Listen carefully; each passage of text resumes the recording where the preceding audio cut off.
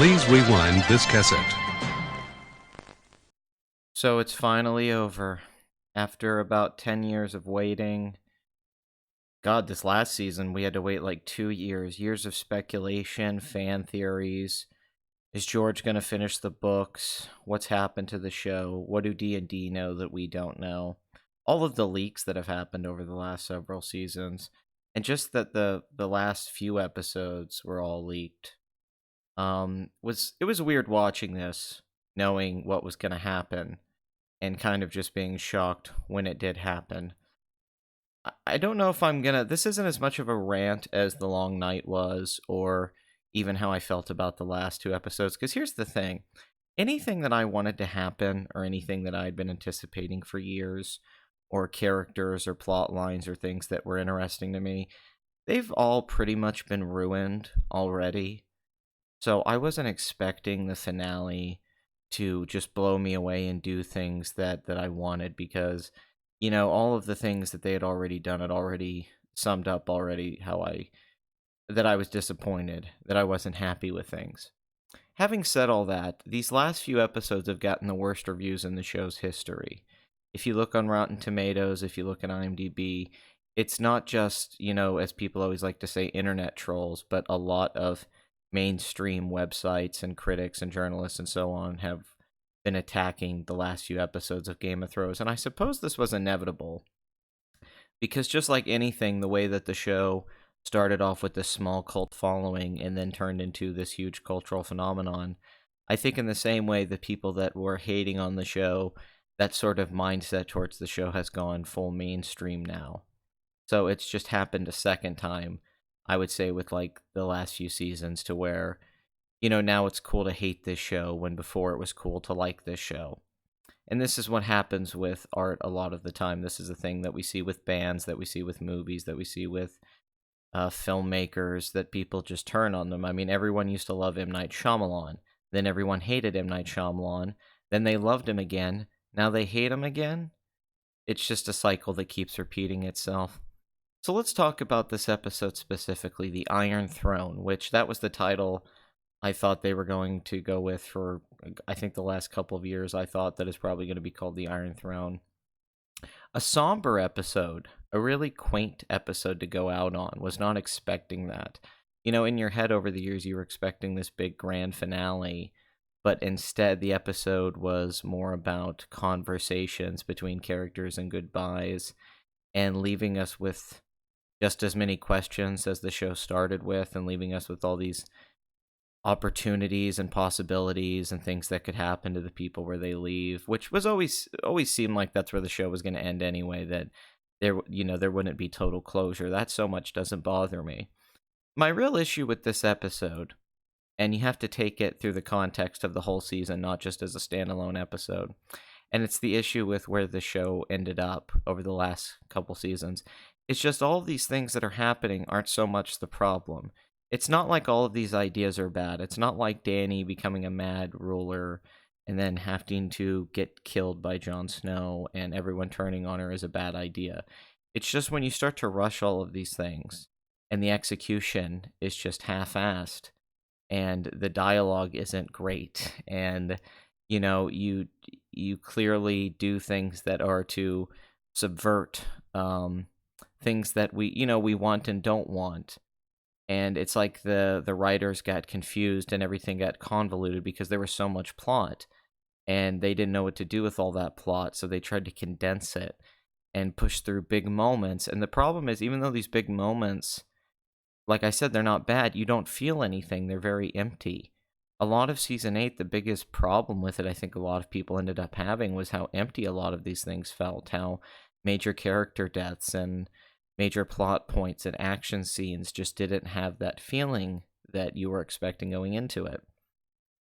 So that's the thing with this episode, is there was this lack of emotion. There was this lack of feelings, even though these scenes were supposed to be really emotional.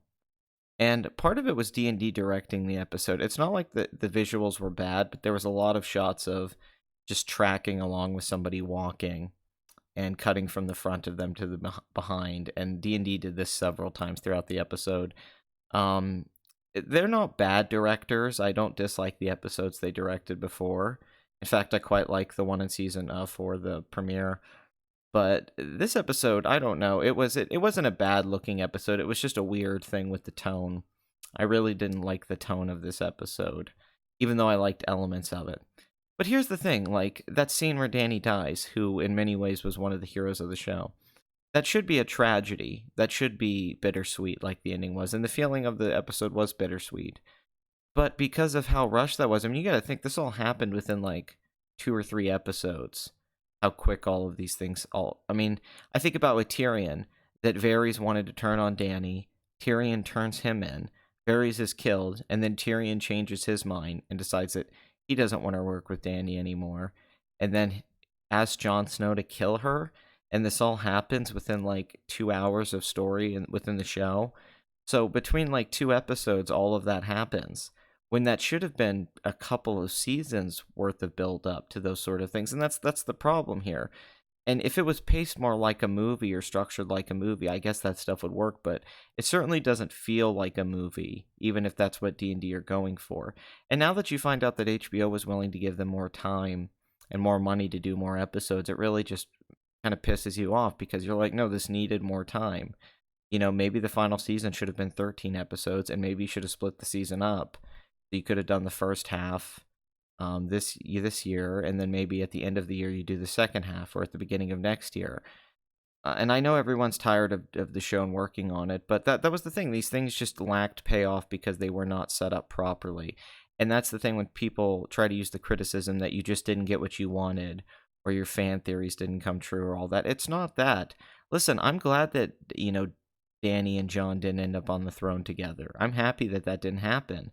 That doesn't mean that the storytelling that they did was good, even if I'm happier with this outcome than the other outcomes that seem so much worse. It was also safe. There were so many safe choices. Having Bran be the king at the end is a safe choice. Having everyone end up where they end up is just safe choices. There was a lack of real risk. It's like Arya can just go off and have an adventure. Jon is back to the Night's Watch where it all began, and they don't leave us with any last mystery or stinger. I was really hoping when Jon went up north, that they were gonna find something. Or the last shot, I thought, why not end on something more beautiful instead of this quaint Jon Snow riding off? And I know what they're going for is that it's sad. Wouldn't it be great if the last shot, if there was Bran like warging into Drogon and we see something? I don't know. I just feel like if you're gonna leave with all this ambiguity, if that's how you're gonna wrap things up, then you have to give me at least a taste of something else, or you need to actually explore the mythology and the things that have been established over the years, or go into the three-eyed raven more. I mean, Bran can time travel, and this has just been completely ignored now for a while, and they don't bring it back around, so the time travel element just kind of comes in and then goes away. So many things like that. And I know that Dany walking into the throne room goes back to the House of Undying sequence. I know when we saw Drogon's shadow over King's Landing the last episode, that was Bran's vision. That stuff's cool, but that's more of like, that's easy. The other stuff would actually take some work. It would take work to really write these things out. So let's break down specifics about the episode. I think the way I'm talking and reviewing this is kind of reflective of the episode. It's kind of the lack of energy, I think, comes from just how I was sitting there like, I guess this is how it all wraps up. It was pandering, if I'm being honest. The whole episode was very pandering, especially the last like 20 minutes. I felt that way. And it was like, man, really? This is how we're gonna end it? Like, it was such a soap opera. It was such a TV show. It was such a sitcom at points. I mean, the sequence with Dany and Jon is hilarious. The one right before he stabs her in the dialogue between them is just hilarious. Just how it's trying to be earnest, but it just comes off as so awkward. Tyrion, man, just the flip on him to go one way to the other. Tyrion's the most forgiven character ever. This guy's got like second, third, fourth, fifth, sixth chances. I mean, everybody just keeps making him the hand of the king and stuff when he keeps fucking up. And it's like, yeah, Tyrion's right at the end. Like, will you pick someone better? Like, you might as well just pick Davos. Like, get somebody else. Not happy. Tyrion, like how his story ended up, felt fan servicey. Arya's story felt that way. Sansa's story felt that way. The only one who really got a raw deal in all of this was Dany. I feel like she really got just the shit end of the deal when it came to this. So, there's a few meta things I picked up on this episode, which I think are obvious. It's not like I saw them. It's very clear. The show's been meta now for a few seasons, where D&D seem to be acknowledging things with the show. So, the one is Tyrion talking about how we have stories, and stories are what keeps us together and binds us. And this is maybe my favorite moment of the episode. Is it feels very reflective and a celebration not just of what the show's accomplished and why everyone's followed it, but what George R. R. Martin did with the Song of Ice and Fire. It feels like a very nice tribute to that he did that what brought us all together was his story and his stories that have combined that and the celebration of stories. I like that moment. It was cheesy, but it felt right, and it was nice, and it was D&D acknowledging that. The other end is the scene with Tyrion and Jon, where Jon says, "Have what we done is right? Did we do the right thing?" And then Tyrion says, "Ask me again in 10 years." That's definitely, I think, partially them having a conversation with each other. Did we do the right thing? And ask me again in 10 years. I feel the insecurity. I feel the self-awareness with D&D a little bit. A lot of people think they're just egomaniacs, and I think there's some truth to that they're a little too cocky. But I also think really what hurt these last two seasons was a lack of confidence that even season 6 had. There really was a lack of confidence with the artistry, and I think they were unsure about what they were doing, and they knew they had these plot points. But I think they were overwhelmed. I think when they signed on for this years ago, they had a plan in their head of what it was going to work out like, with 70 episodes, and that George was going to write the books and everything was going to line up and he was going to be involved.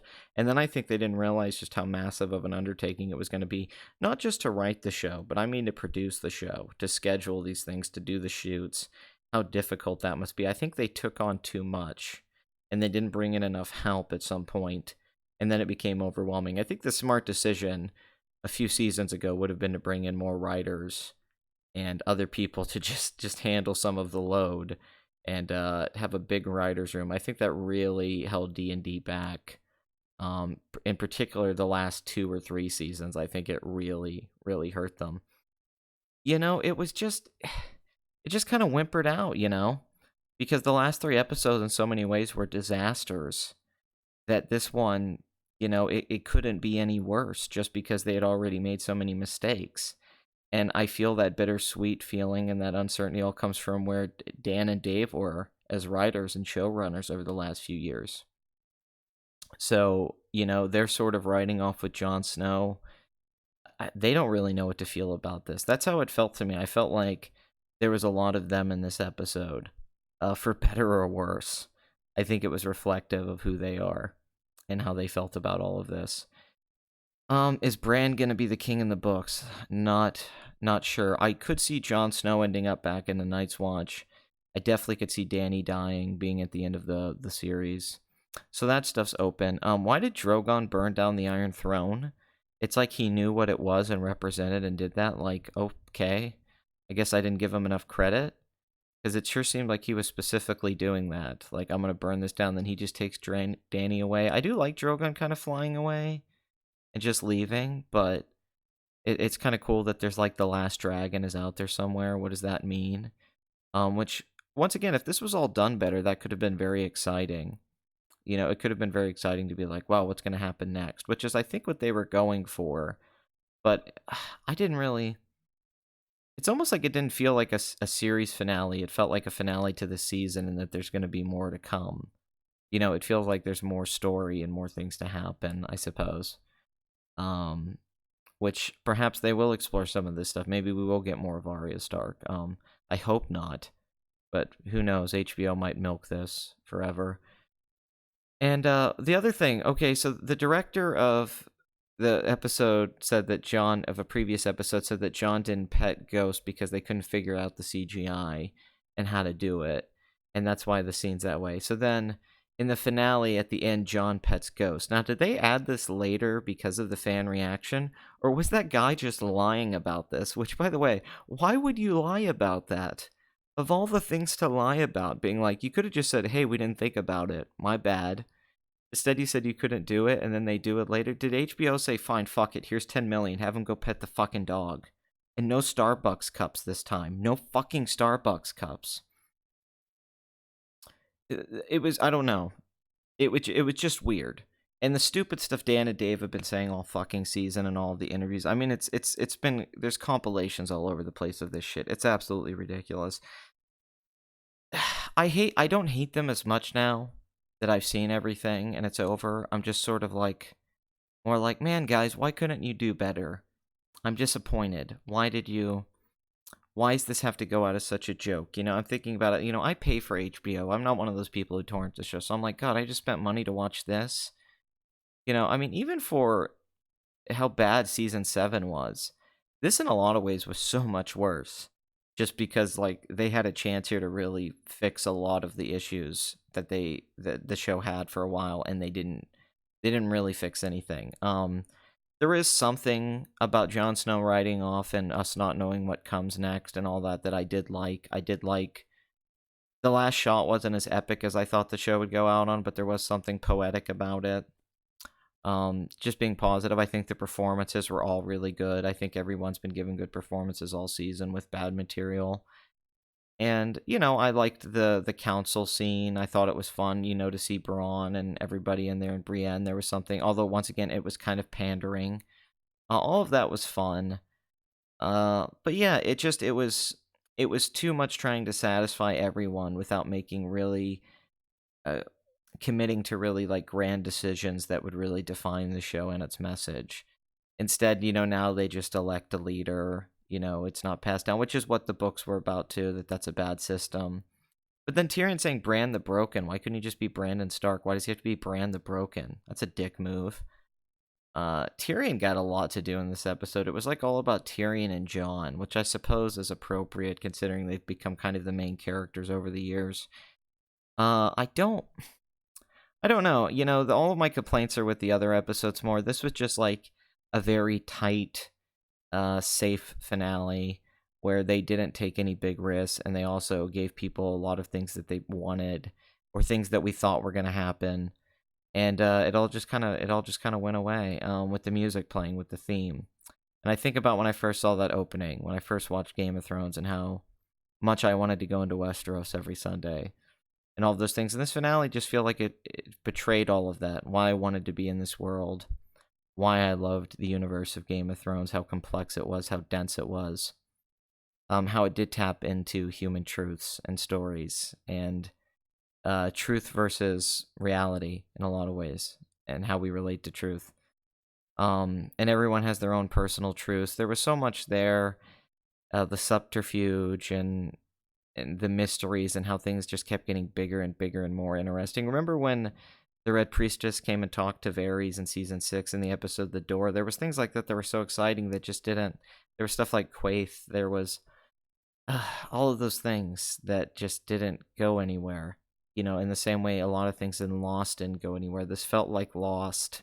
So much like Lost, it really fucking bothers me, because that was always my fear, that it would end up that way. And it's like, oh no. Yeah, praise to D&D for the first season and the second season and the third season and most of the fourth season. I think is really great work on their part. A lot of stuff I like in season 5. I like things in season 6, but these last 2 seasons, man, what a fucking disaster. I mean, everyone's said it, everyone's gone on it. I know it doesn't really need to be repeated, but I said in the Long Night review, the one that kind of kicked off my series of this, that Game of Thrones sucks. And that was hyperbole. I understand that. But it is now the overall show. Even if those first seasons are really good, the overall show now is a mixed bag at best. And it's going to be hard to go back to and watch the whole thing. I might just watch episodes that I like from the past. I don't think I could sit through all of this again. But we're at the end of an era. We're at the end of the television event of our lifetime. And I guess I just don't know how to feel about it. That's really the issue here. I don't know if it was the worst thing ever or if it was just okay. I don't really know where I fall. But I will be doing a full Season 8 review coming up here soon. I apologize for not doing the live stream last night. My fucking internet went out like 20 minutes before I was supposed to live stream. And so there was nothing I could do. I know I promised that live stream last video. I don't know what the fuck happened, man. There was storm last night.